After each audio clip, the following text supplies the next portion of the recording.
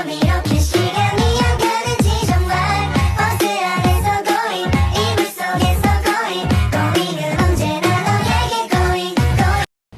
Selamat siang, izin memperkenalkan diri, saya Elizabeth Dian Nopitasari, NPM 23412027, Prodi Akuntansi kelas AKT 23A, dosen pengampu Devia Rizky Anggraini, SE MSI. Di sini, saya akan mempresentasikan materi tentang pengumpulan dan pengelolaan data. Pengumpulan data adalah proses pengumpulan observasi atau pengukuran yang sistematis baik untuk tujuan bisnis, pemerintahan, akademik, dan lain sebagainya. Pengolahan data bertujuan untuk mencari insting langsung mengenai masalah yang sedang diteliti. Pengelolaan data di setiap bidang memiliki tujuan yang berbeda, namun secara keseluruhan, proses pengambilan dan pengumpulan datanya hampir sama. Sebelum mengumpulkan data, kita perlu mempertimbangkan tujuan penelitian, jenis data yang dikumpulkan, dan yang akan dikumpulkan, metode dan prosedur yang akan digunakan dalam pengumpulan, penyimpanan, serta pemrosesan data. Tujuan pengolahan data. Yang pertama, mengubah data mentah menjadi informasi.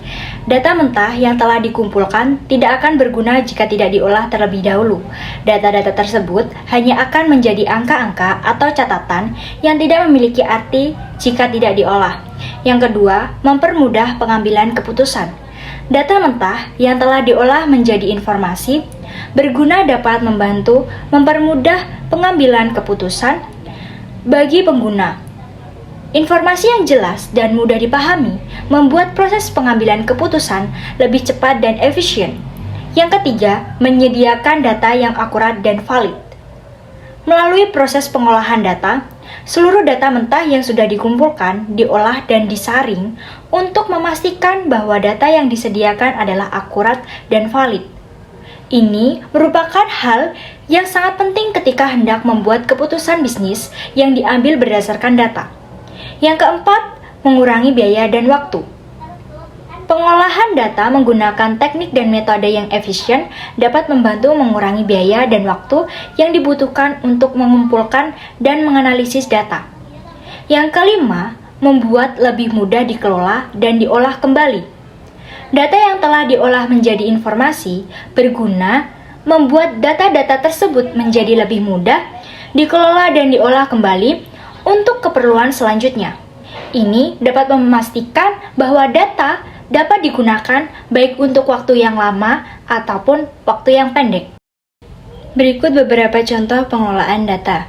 Yang pertama, perangkat lunak perdagangan saham yang mengubah jutaan data saham menjadi grafik sederhana. Yang kedua, perusahaan e-niaga menggunakan riwayat pencarian pelanggan untuk merekomendasi produk. Yang ketiga, perusahaan pemasaran digital digunakan data demografis orang untuk menyusun strategi kampanye berdasarkan lokasi. Teknik sampling.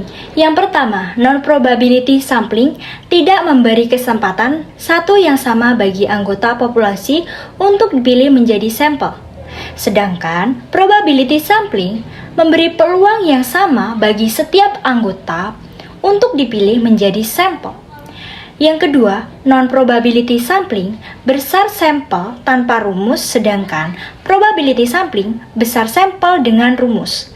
Yang ketiga, non-probability sampling gambaran populasi kasar, sedangkan probability sampling gambaran populasi akurat. Yang keempat, non-probability sampling tidak dimaksudkan untuk generalisasi, sedangkan probability sampling dimaksudkan untuk generalisasi. Yang kelima, non-probability sampling tidak representatif, sedangkan probability sampling representatif. Yang keenam, non-probability sampling tanpa menggunakan konsep peluang, sedangkan probability sampling menggunakan konsep peluang. Yang ketujuh, probability sampling analisis deskriptif, sedangkan probability sampling analisis inferensial.